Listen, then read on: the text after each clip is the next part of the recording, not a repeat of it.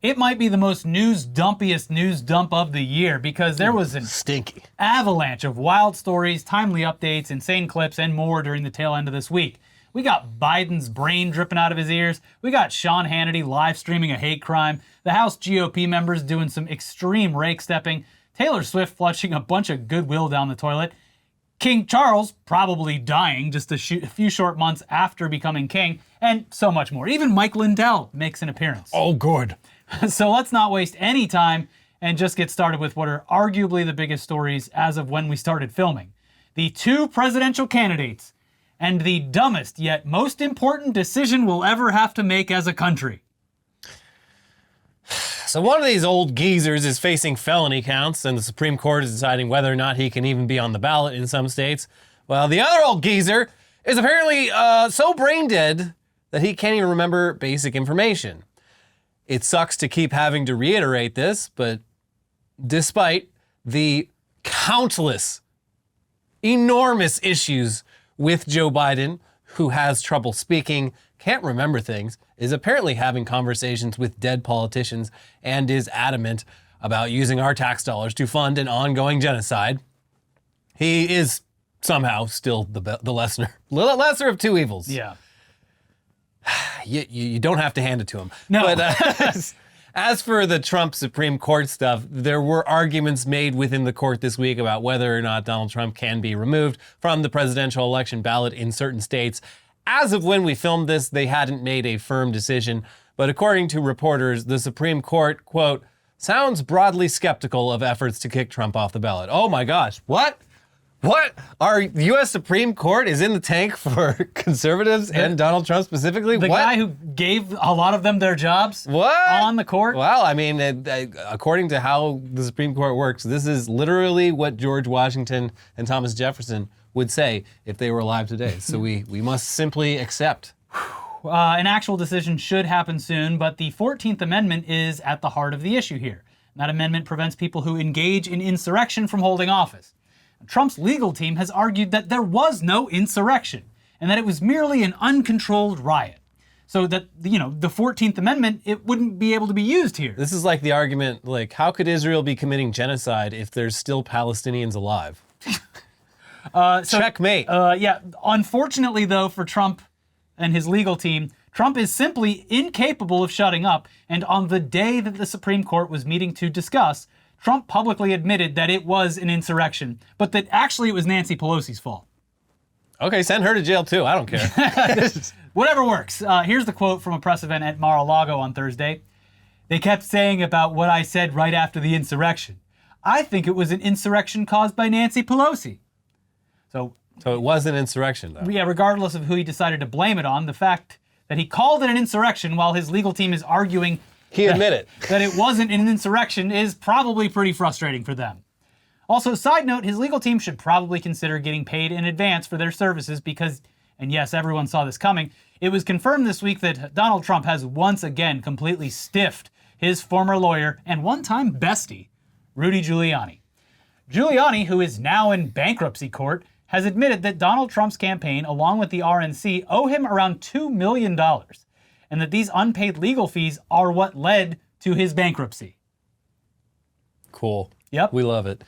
But now let's check in on the other presidential candidate, Joseph Robinette Biden, who not only had his Irish heritage revoked by Sinn Féin over his support of Israel's war on Gaza, but who is now legally described as a doddering old man whose memory is quickly fading due to his inability to even recall some of the most basic moments in his own life. Yeah. And before we get into this story, yes, we are aware that this legal decision from the Justice Department is specifically worded in a way that is highly critical of Joe Biden, to the point where some are calling it a political hit job.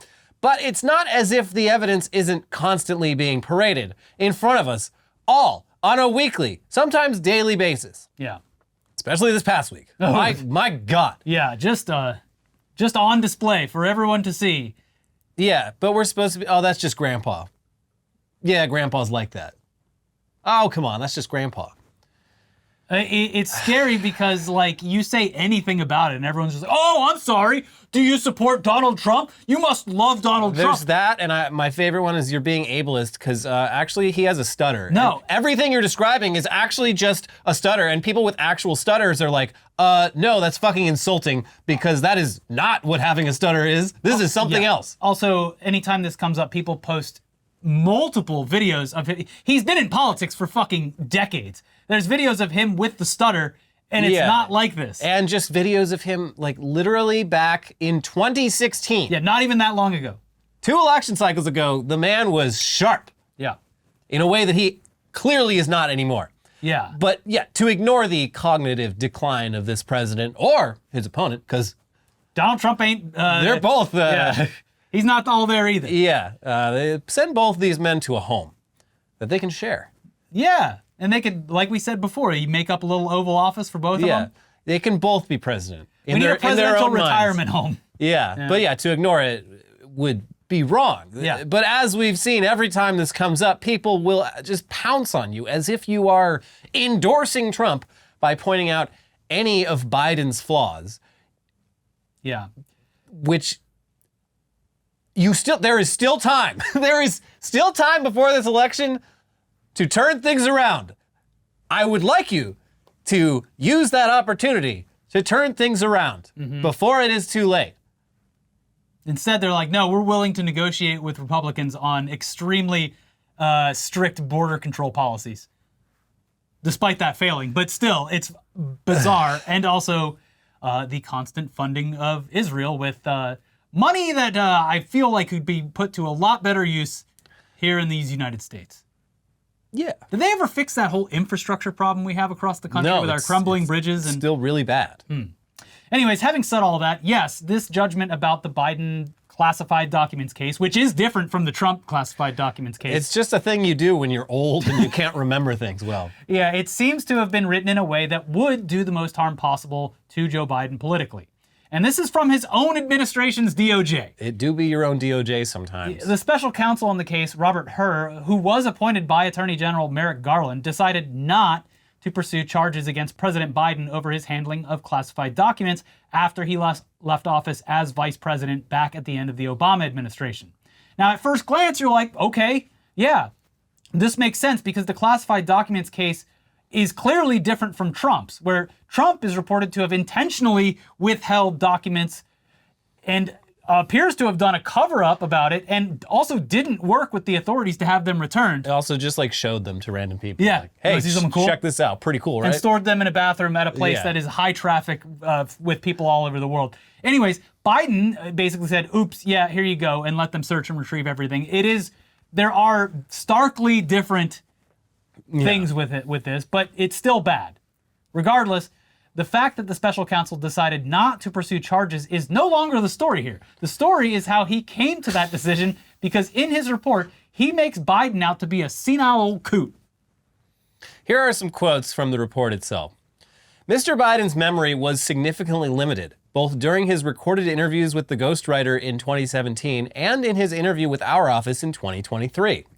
Mr. Biden's recorded conversations with the ghostwriter, Mr. Zwanitzer, from 2017, are often painfully slow, with Mr. Biden struggling to remember events and straining at times to read and relay his own notebook entries.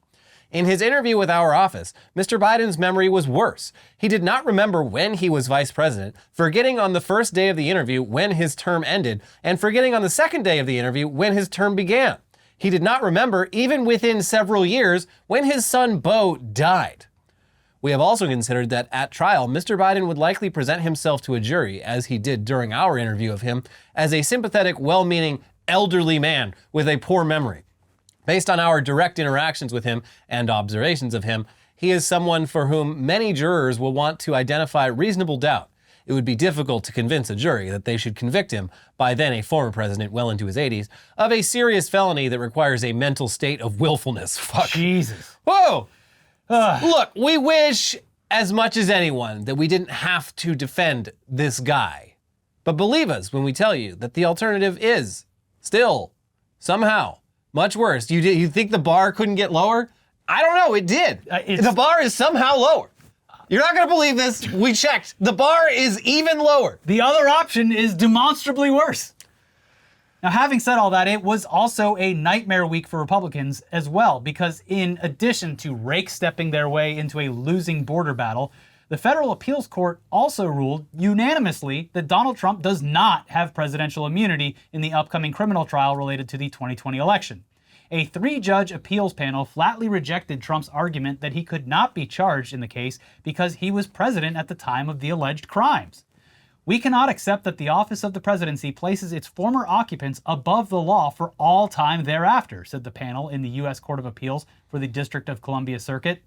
For the purpose of this criminal case, former President Trump has become Citizen Trump, with all of the defenses of any other criminal defendant, the panel wrote in a 57-page opinion. But any executive immunity that may have protected him while he served as president no longer protects him against this prosecution. And this comes after weeks of Donald Trump bizarrely declaring that all presidents should have absolute immunity from the law, which is, of course, currently insane because that would not only allow President Biden to do whatever he wants, it's also one of the reasons this country was founded in the first place. Yeah, No kings. No kings. We don't like that. No kings. Speaking of kings, but we'll get to him. But another huge and embarrassing loss this week for Republicans came in the form of a failed attempt to impeach Homeland Security Secretary Alejandro Mayorkas over border issues that they themselves clearly do not give a shit about, considering the border security bill, which also failed this week, where Democrats, unfortunately, did the old Charlie Brown trying to kick the football that Lucy's holding. Mm-hmm. They gave the Republicans pretty much everything they wanted. And it wasn't enough. Yeah. Just to look bad. So the bill failed because Trump would have one less hot button issue to run on. And despite a majority of Republicans working on the bill and approving of it, when it came time to actually vote, it failed because of their allegiance to Trump. Yeah, they admit that, by the way, publicly in multiple interviews. We want this problem to continue so that Trump can fix it. Mm-hmm. But back to Mayorkas, Republicans made it a priority to do some retaliation impeachments after retaking the House in 2022, and they thought they had this one in the bag, scheduling it during a time where they knew that Democrats wouldn't have the votes necessary to stop them from moving forward with the articles of impeachment. Very crafty. Yeah, Democrats wouldn't have had the votes because one of their members was scheduled for surgery earlier in the week and would be recovering at the hospital when the vote was taking place. Which obviously does say a lot about the politicians who specifically scheduled it during that time. But what's that? Well, that's Representative Al Green's music. You got no chance! No chance in hell! That's right. when Republicans thought they had this all wrapped up, Al Green came out and said, "Suck it."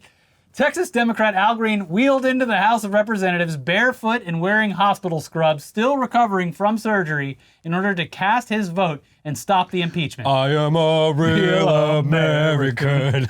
Fight for the rights of every man. And this was much to the dismay of House Speaker Mike Johnson and other members of the House, like Marjorie Taylor Greene, who accused Democrats of intentionally hiding members of their party in order to make Republicans a little too confident. Well, we can basically look at this as a game, unfortunately, and their strategy. And they hid one of their members, waiting to the last minute, watching to see our votes, trying to throw us off on the numbers that we had versus the numbers they had. So yeah, that was a strategy at play tonight. Bitch, you didn't have the votes unless you scheduled it when a Democrat was getting surgery. Yeah, you tried to pull a fast one. They were hiding Democrats around the building.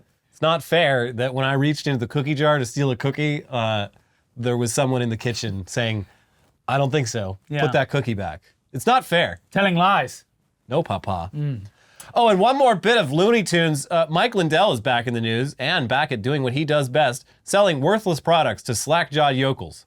His ads have returned to Fox News after being pulled because he allegedly could not pay his bills. And now he's actually launching that platform that he's been pitching for, I guess, years now. I guess a while. Yeah, he had a soft launch, but it's made it to the big time, baby. It's called the My Store, which is his Amazon competitor. Amazon that's not woke. He claims will only sell products made in the USA and none that are made in China at all. Yeah. Which seems like an impossible task considering that his team behind the scenes consists of, quote, 8 to 10 people who do all the vetting. There are no China products are getting through there.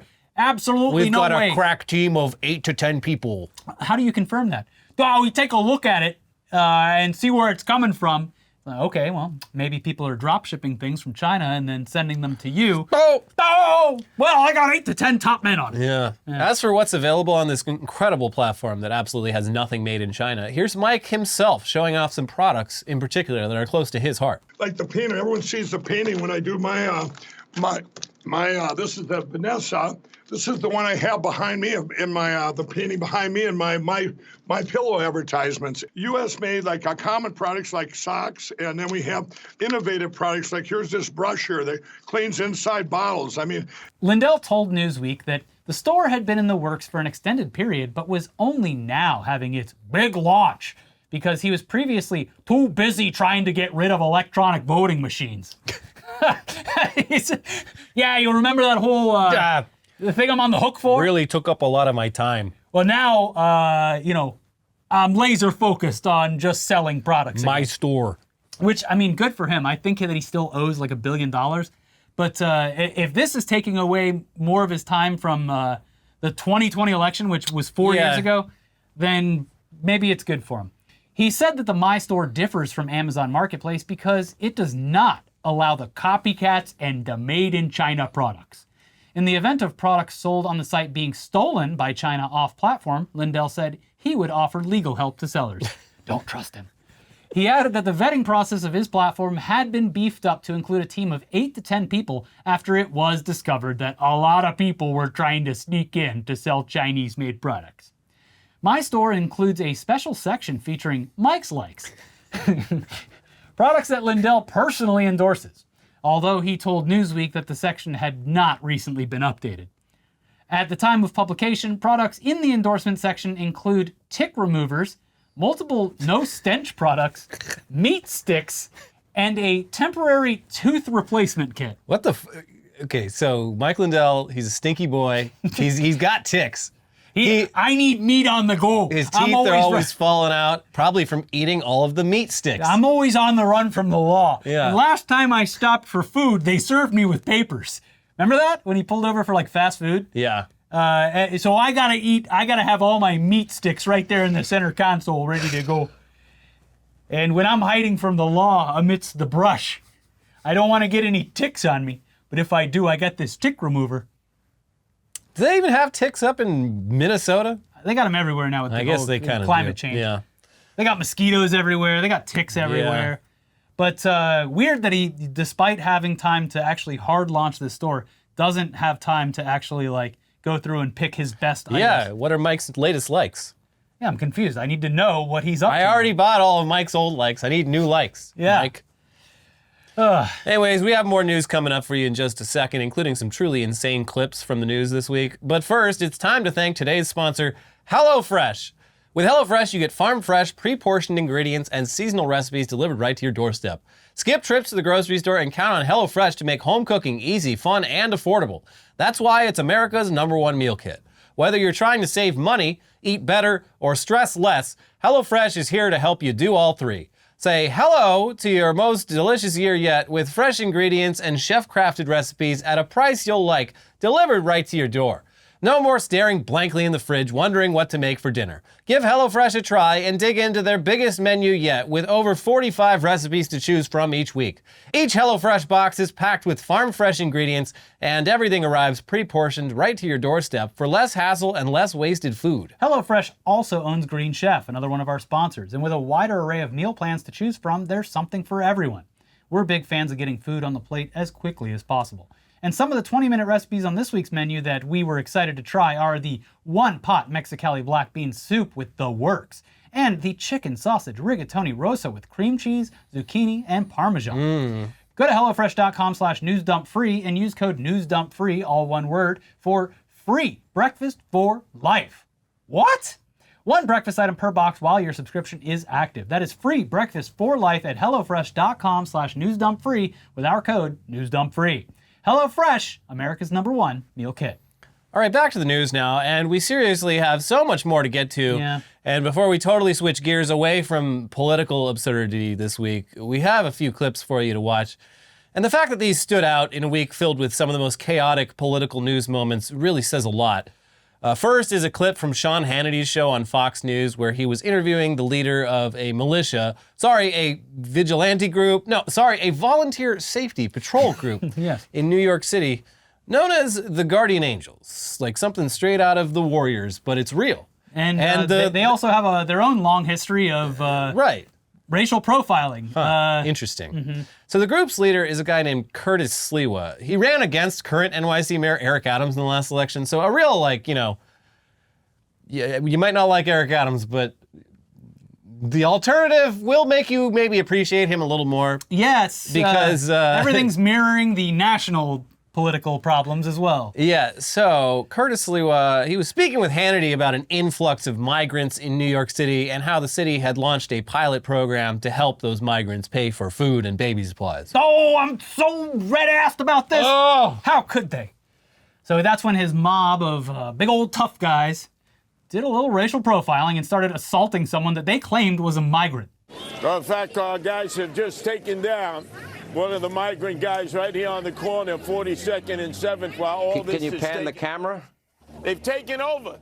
They've taken over. You'd like the camera over there if at all possible. There.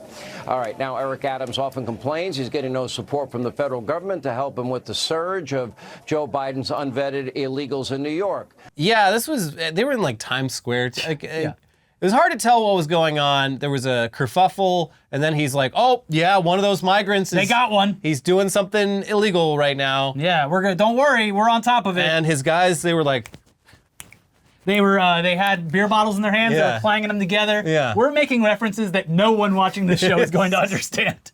I only understand because my dad showed me the movie when I was I've younger. never seen it. I did play the video game. Oh, well, you have a better understanding than most, I guess. Hannity asked the cameras to be turned around, and in doing so, allowed Fox News to air an assault live on television. Yeah, like a full 5-on-1 beatdown. Yeah.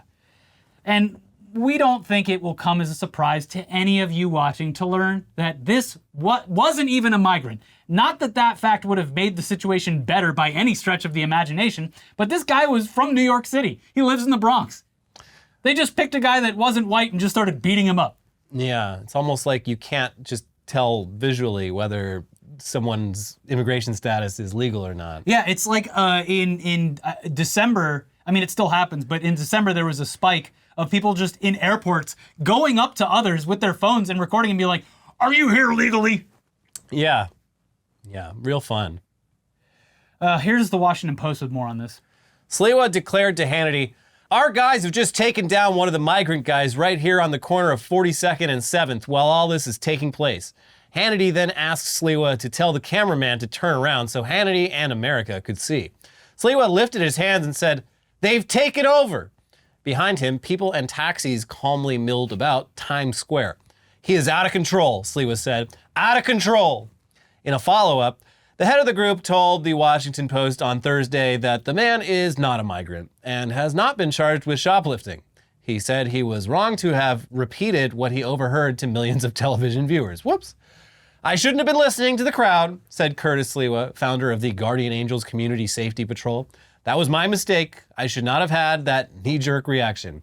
But in my defense, I've only been doing this Guardian Angels thing for 50 years. Occasionally, they'd stop a crime, but otherwise, okay, thanks, Curtis. All right, bye. It is so funny that they just get so excited to wear their cute little berets. Yeah. Actually, these are worn by the Special Forces, too. So they're actually pretty cool and not French. Not French at all. No. And they will beat your ass. It's actually pretty masculine. Women actually really like it. Yeah. They're always saying how much they love our berets. Yeah. Our other clip comes from the state of Missouri, where one of their Republican candidates decided to do away with any shred of nuance or irony and just straight up take an actual flamethrower to a stack of books. I mean, I get this because so many politicians, like every Republican who's run for office in the last 10 years has shot something with a gun in their videos. So that's kind of played out. Yeah. You can't just shoot something in your video. So the flamethrower, that's new. Yeah. And burning books with the flamethrower, that's a new image that it has no cultural connections for me at all. I'm like, wow, that's a brand new thing. Yeah. Burning books with a flamethrower. I have never read a book. It's almost like there was a book specifically written about this exact No, moment. I don't think there was. Here's more on this from NBC News. A Republican candidate for Missouri Secretary of State posted a viral campaign video Tuesday lighting LGBTQ-inclusive books on fire with a flamethrower. The video then abruptly cuts to an image of Gomez, whose campaign website describes her as a real estate investor and financier holding a large gun. She's a landlord. Yeah, like, this woman is a leech. Yeah. Anyways, the two books she set ablaze appear to be Queer, the Ultimate LGBTQ Guide for Teens, and Naked, Not Your Average Sex Encyclopedia. In a video on her Instagram account, Gomez says she trusts three things: the Bible, X, thank you Elon Musk, and my AR-15. Get some new material. Boo. In another, she says over video of her shooting firearms, "The First Amendment lives on, and let me remind you that the second one will make sure it does." Again, I've heard all this shit. What do you bring to the table, lady? But yeah, I get the flamethrower. She brings the flamethrower to the table. That's right. And also further proof that, like, Elon Musk is not apolitical. If there was even a shred of that remaining in anyone's brain, like, look who is siding with him on every issue. She admit.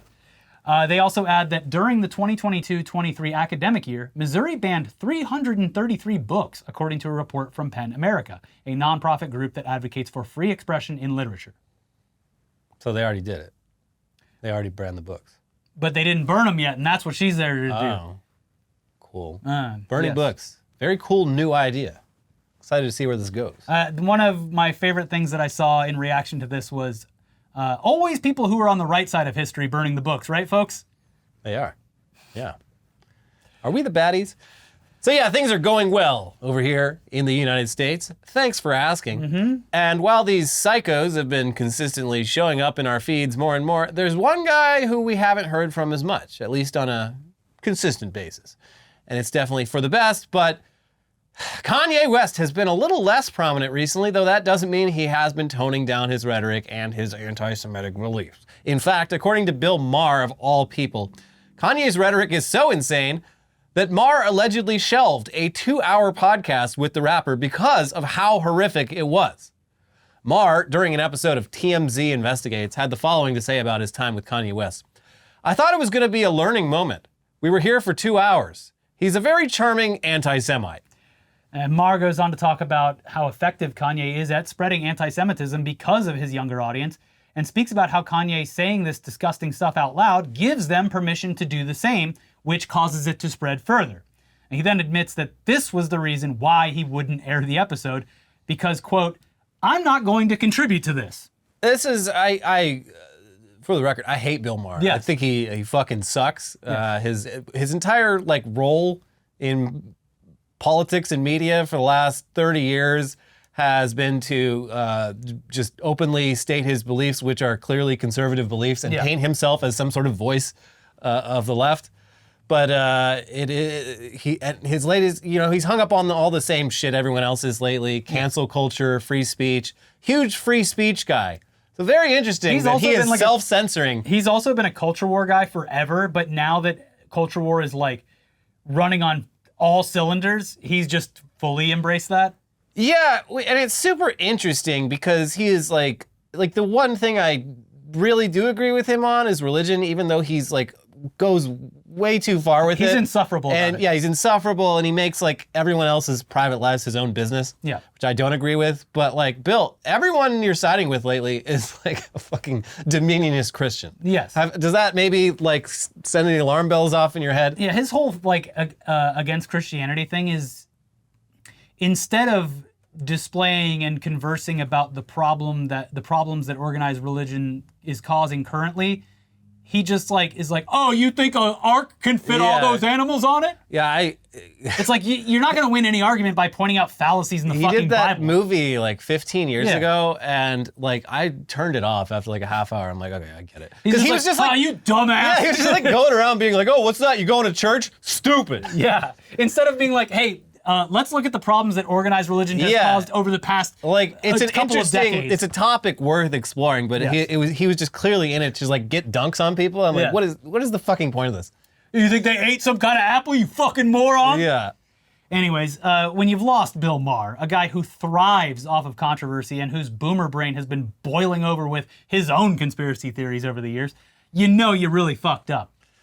But since Kanye is, of course, forever linked to Taylor Swift because of that time that he rushed the stage while she was receiving an award, let's talk about Taylor Swift flushing months' worth of goodwill down the toilet by allegedly taking her private jet to fly a whopping 28 miles from one side of a state to another. And technically, she was over the border into Illinois, but still, it was a 28-mile flight. Yeah. She flew from like one side of the St. Louis Metroplex to the other. Yeah. So, I mean, imagine how much longer that would have taken in a car. It might have actually been quicker considering all of the protocols you have to go to take a plane. It's true. Even a private one. So the post regarding her jet's flight path went viral, which caused Swift and her legal team to pull an Elon Musk, mixed with a little dash of the Streisand effect, by threatening to sue the person who was posting her publicly available flight tracking information to Twitter. Obviously, this backfired, and it made the situation even worse by once again bringing up her private jet travel and her contributions to CO2 emissions, and had everyone dunking on her by posting hilarious videos of space travel, fighter jets, and other ridiculous means of transportation as examples of what Swift would do if she had to complete any menial task. Here's a few examples popping up onto the screen right now. My favorite one, I don't know if we can show it, was from that every SNL band intro, and it was Elijah Wood in like the early 2000s, and the caption was like, Taylor Swift anytime she needs to go anywhere, and it was Elijah Wood going, once again, jet. That's an Australian band, right? Yeah, they were like infamously got like a Pitchfork didn't even give them a 0, just posted a GIF of a chimpanzee pissing into its mouth. Oh, yeah. 1, 2, 3, cut your hand, come. It's not good. Anyways, this probably would have blown over like it always does if her legal team hadn't threatened a lawsuit. What are you doing? And now, in the wake of all this, guys, you bullied her too much. She has decided to sell one of her private jets. Anyways, I guess bullying works, but also she still got one ready to go in order to make it to the big game. I almost said it. Yeah, to watch her boyfriend play. Yeah. Go Travis. God. It's going to be a wild, big game just because of all... Have you seen like there's like TikToks of like Swifties preparing for Super Bowl parties? No. Who's performing at halftime? Usher. Usher? Yeah. Okay. It's going to be a medley Just to remember. Usher? I'm sure he's going to have guest appearances. Ludacris is going to come out with those big hands, big feet. Yeah. He's going to have all kind of collabs. All right. Probably. I don't know. Cool. But then in the fashion of Kanye West upstaging Taylor Swift, she's going to come in with that fan harness to her back where you fly in and then grab the mic and take over. Yeah. Anyways, let's talk about another celebrity who willingly brought himself into the limelight this week by posting what might be the cringiest essay of the year so far, maybe of the past decade. King Nerd and quintessential Redditor Wil Wheaton typed out the most batshit insane post about Larry David attacking a Muppet that you will ever see. This is, I thought we were done coming up with new copy pasta, but Wil Wheaton said, no, Reddit needs more copy pasta and I'm just the guy to do it. I have hated this man since he was a child. Usually, annoying kids, they grow out of it. No. What's funny is like, he has been annoying his whole fucking life. Even in like peak Reddit time, he was like the most famous nerd online. Right, because it was like a novelty. It's like, what? An actor from TV is talking to normal people on the internet? You win the internet today, sir. And not just an actor from TV, one that was in nerdy shows. Yeah, but also the worst part of Star Trek. I don't know about that. I never watched. His character on Star Trek The Next Generation is just insufferably Well, he's not going to like us after this next segment anyway, so we might as well just throw it all in the fire. Yeah. He was good in, what was it, Stand By Me? Hey, credit where it's due, buddy. There you go. So yes, this post, it is literally oozing with like 2013 levels of millennial cringe. And it's being described as the type of post you could only see during the Obama administration. Yeah. So put on your hazmat suits once again, kids. Especially put on your hazmat suit if you are Gen Z or below, because what you're about to hear is the best of what the internet had to offer from a decade ago, writing something about a modern event. This is like a time capsule Anyways, enjoy. And I saved this for Elliot to read on purpose. Thanks, I guess. It's very long, so take breaks as needed, Elliot. So I heard about Larry David assaulting Elmo on live television, but didn't watch it until now because I knew it would upset me. Holy shit, it's even worse than I thought. What the fuck is wrong with that guy? Elmo is like the best friend to multiple generations of children. In the Sesame Street universe, Elmo is a child who is currently putting mental health and caring for others in the spotlight. And Larry fucking David did that and thought it was going to be funny? What? What an asshole. What a stupid, self-centered, tone-deaf asshole. Full disclosure, all the time when I was growing up, my dad would grab me by the shoulders and shake me while he screamed in my face. He choked me more than once. He was always out of control, always in a furious rage, and always terrifying. I'm a 51-year-old man, and my heart is pounding right now, recalling how I felt when I was a little boy who loved Grover the way today's kids love Elmo. So this appalling, unforgivable, despicable act hits more than one raw nerve for me. And I'm gonna say what I wish I'd been able to say when this sort of thing happened to me. Larry David, this was not okay. And your obviously insincere apology clearly communicates that you don't get that. First of all, you aren't even in the segment, but you just decided to barge in and draw focus because why? You couldn't stand that a puppet brought people together in a meaningful way that you can't? You couldn't stand that your appearance on national television to promote your wildly successful series was delayed for a few seconds while the adults talked about mental health? You wanted to manufacture a viral moment where everyone gets to see what an asshole you are, so they'll tune in and watch you portray an asshole in the last season of your show that celebrates how great it is to be an asshole without ever experiencing the consequences of being an asshole? I really want to know what raced through his tiny little mind and why there was no voice or person who spoke up to stop him from expressing violence towards a children's puppet. Who was there to talk about how his love and empathy for people having a hard time mattered and made a difference?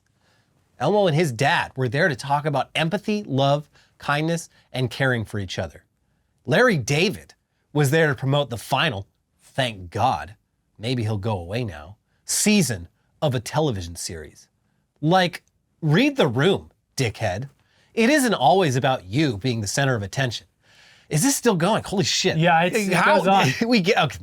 And understand what's happening in the moment, fucko. Whoa. Understand that there are larger things in the world than you and your garbage ego. I hate it. He tossed in a heckin' fucko at the end there. Yeah. Yeah. I'm so mad I could curse what Larry David did to Elmo. When he said what was going through his tiny little brain, at first I thought he was referring to Elmo. Oh, maybe. Yeah. Anyway, this is anti-Semitic.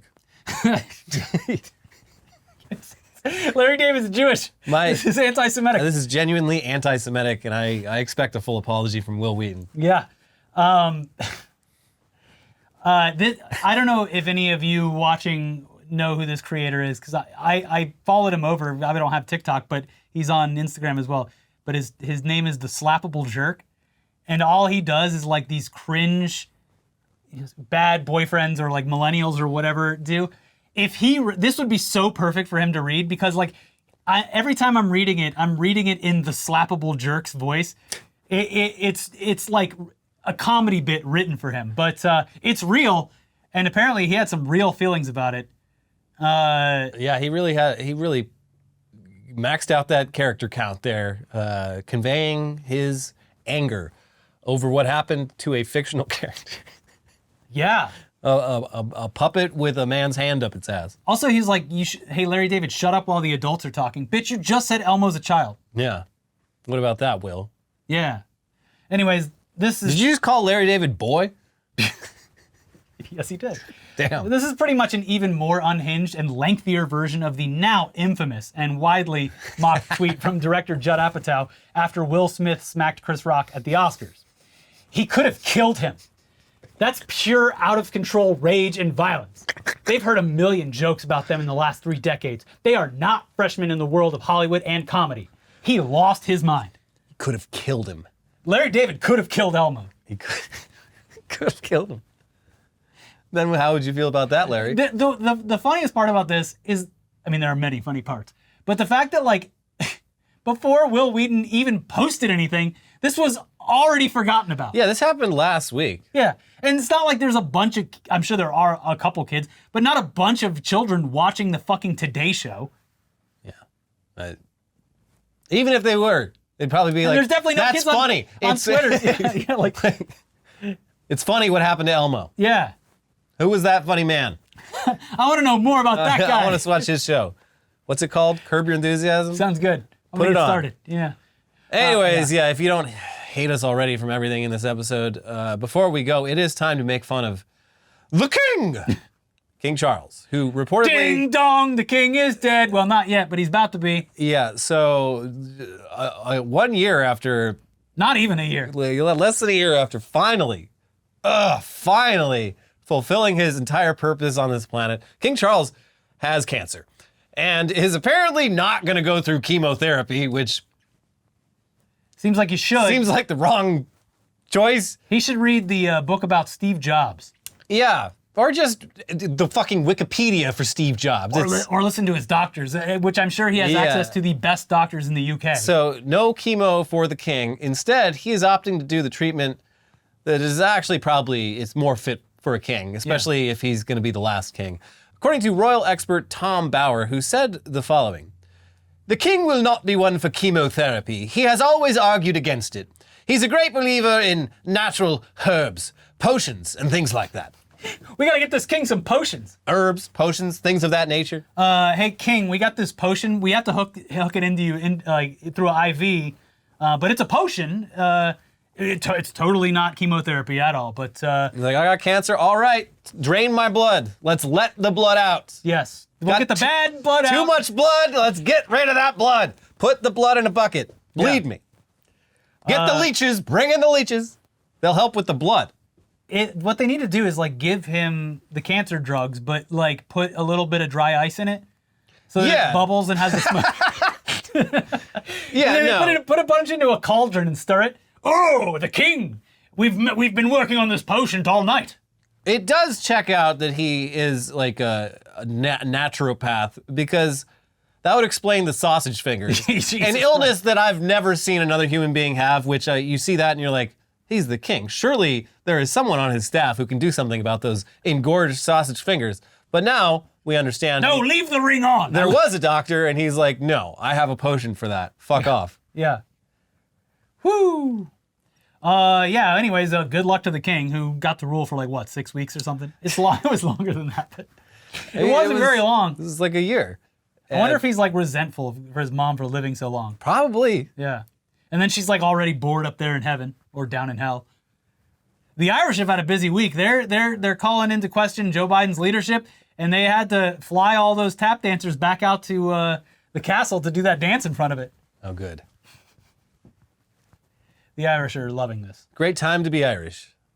Yeah. Good for them. Good for them. Yeah, they deserve a win.